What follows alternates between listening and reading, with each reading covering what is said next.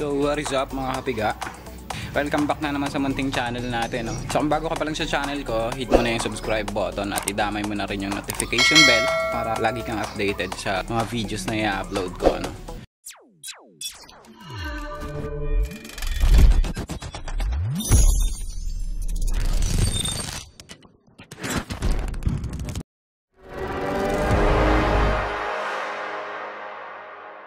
So bago ang lahat pala mga kapiga, no? So shoutout nga pala muna kay Pops JC Motovlog, kay Kuya Lance TV, kay Ryan Lodge TV, kay Pops Rodel Cruz. Shoutout sa iyo Pops. Shoutout din kay Pops Piper Pineda. Shoutout sa iyo Pops, maraming salamat sa concern. Nahirapan daw ako dun sa sa sprocket, sa pag ano ng engine sprocket. So maraming salamat sa concern Pops. So ayan, shoutout sa iyo. And then shoutout na rin pala sa lahat ng mga members ng Palawan Motovlogger, no? So hindi ko na kayo isa-isahin mga paps, medyo marami na talaga tayo at makakalimutan ko rin yung iba. So ayan mga kapiga, for today's video, papakita ko sa inyo kung paano magpalit ng brake pad ng GSX natin, no? So na-discover ko mga kapiga, napakadali palang palitan nitong ano natin, napakadaling palitan ng brake pad ng motor natin, no? Ayan, so ito, bumili lang ako ng brake pad, isang mumurahing brake pad. So ito lang din talaga yung available dito sa amin. At saka yan mga kapiga, pakita ko na rin ang ka-model ng nabili kong ano is model ng Rusi Korak. Yan, makikita nyo. So naghanap kasi ako ng pang CBR kasi yun yung nababanggit doon sa group page ng GSX. So first time ko rin magpalit ng ano, no, ng brake pad sa likod. Ang mga nababasa ko dati sa group page ng GSX 150 is kapareho daw niya ang Honda CBR 150 or Honda RS 150. So naghanap ako kahapon, walang ganong brake pad, pero nung binanggit ko doon sa may-ari nung ano ng motorcycle accessories, sabi ko sa kanya yung dulo ng ano natin, ang brake pad natin is parehong putol, sabi kong ganon. Wala siyang kawit, sabi ko flat lang yung dulo niya, sabi ko sa kanya ganon. So ayan, naghanap siya. Ito nga, nakita nga niya tong ano na to, ito yung binigay niya. Sabi niya ito, try ko lang daw kung suswak, kung hindi pwede kong ibalik, pero na-try ko na siya, swak naman siya. So pwede itong ganitong model, no? So Rusi Korak. So ano nga lang to, cheap lang to mga kapiga, cheap na brake pad. So hindi ko siya i-recommend sa inyo, bahala na kayo kung gusto nyo bumili. Tinignan ko sa Lazada, 40 pesos lang siya. Dito sa amin 135 pesos. So no choice din naman ako dito. Yan na yung pinaka ano pwede kong gamitin. Without further ado, turo ko sa inyo kung paano magpalit ng brake pad natin, no? Napakadali lang niya mga kapiga. Kailangan lang nating baklasin to. Nakikita nyo to. Yan mga kapiga. Itong parang ehe nya na to, no? So gagamit lang tayo ng Allen wrench. So ayan, baklasin lang natin.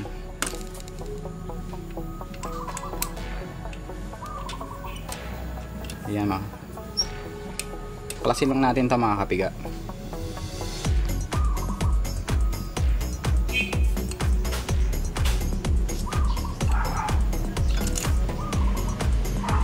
Pag nabaklasan natin to, hilahin lang natin yung brake pad, ano. Pudpud na sinisin. Kailangan na rin talagang palitan. So napakadali lang niya mga kapiga, no? Hindi na natin kailangan tanggalin yung gulong, hindi na natin kailangan itanggalin yung caliper. So hugutin lang natin to, hugutin lang natin yung brake pad. Ang magiging sitwasyon niya mga kapiga, itong piston, mapapansin nyo, itong piston ng caliper ng preno natin. So kailangan lang natin itulak yan. So, para maging malambot yung pagtulak natin ng piston, so luwagan muna natin tong ano, no, bleeder ng preno natin.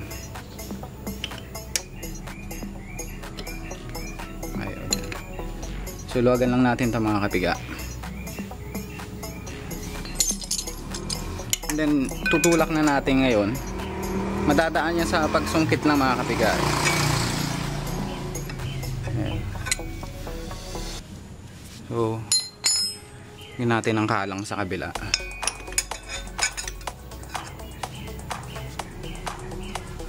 Ayan.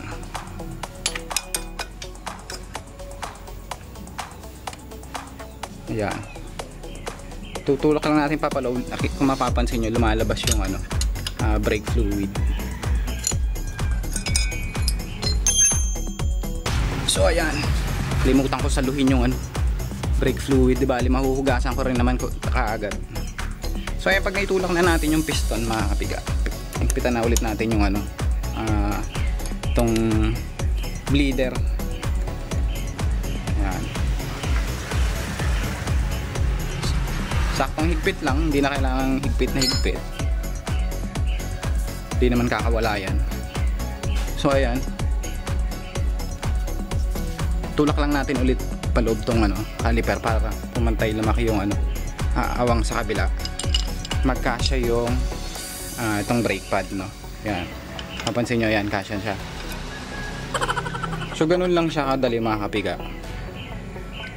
Ayan.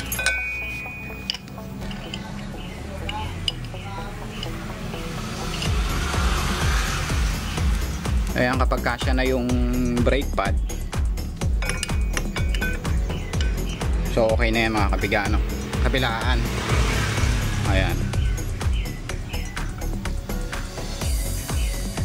So pwede na natin ibalik ngayon yung ilagay itong bagong natin, bagong brake pad.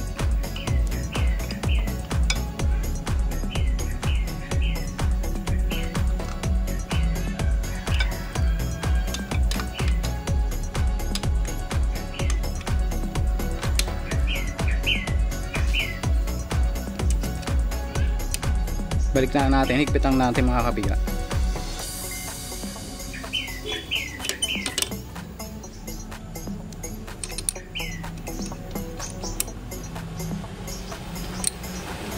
Tapos bombahin lang natin yung preno para tulak ng piston. Ayan. Set niya na yung sarili niya doon. So ayan.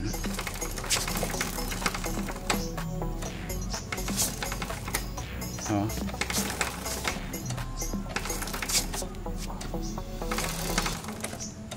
So ganun lang siya kadali mga kapiga, Okay.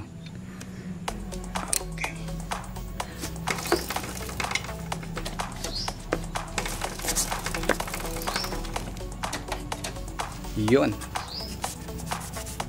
So okay na siya mga kapiga. Magdadagdag na lang tayo ng fluid dun sa reservoir natin, So kasi nabawasan ng fluid yan nung pag tulak natin ang piston, tinapon niya dito sa bleeder, Hindi mo na kailangan mag-bleed niyan ulit kasi hindi naman pumasok yung hangin nung tinulak niya lang naman palabas yung fluid. So hindi na pinasok ng hangin yun. So may preno ka pa rin. Hindi mawawala preno mo niyan, ayan. Bawasan lang yung fluid mo. So dagdag fluid lang yung kailangan So ayan mga kapiga, ay tapos na nating palitan yung yung brake pad yung brake pad natin. So I guess. So ayan pala, damay na rin nating linis tong yung mga butas ng ng rotor natin. So itong mga butas na to mga kapiga, ang purpose talaga nito is para bumilis yung pag umiinit kasi ito di ba? Bumilis yung pag lamig nung nung disc. Kasi umiinit tong disc na to pag namimreno tayo. So ayan, natakpan na siya ng butas. Napakarami na. Natakpan na yung butas niya ng mga dumi. So tanggalin lang natin.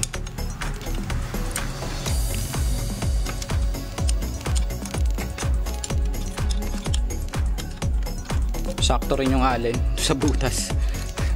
So hindi na tayo naghanap ng ibang pantusok, Ayan.